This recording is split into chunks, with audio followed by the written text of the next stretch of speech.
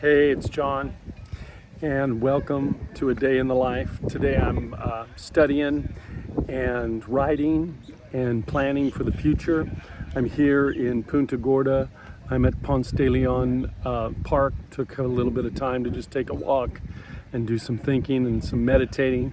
You know, one of the things I've been thinking about today is about the difference between loneliness and being alone. You know, a lot of people struggle with loneliness whether or not they're with other people or not with other people. And there's a lot that psychology says about the difference between loneliness and being alone. Alone is a state, and loneliness is an emotional reaction to that state. And so, as I was thinking about it, a lot of times, I struggled for quite a while with the whole concept of loneliness after my divorce for a number of years. And so I'm thankful that I'm not really having difficulties any longer with loneliness, at least not very often. And it's pretty normal, I think, for everybody to feel lonely from time to time. But how we process that feeling of loneliness with what is really going on in our world is what's really important.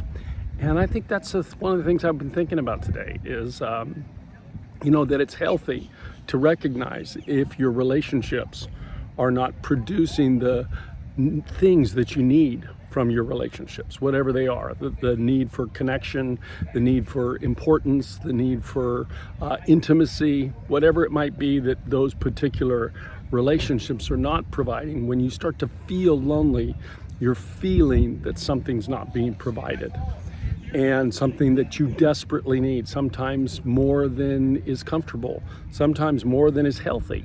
And so it's important to understand and read those emotions properly and allow them to cause you to focus on the right things that would solve the issue that's causing the loneliness. Remember, loneliness is a feeling.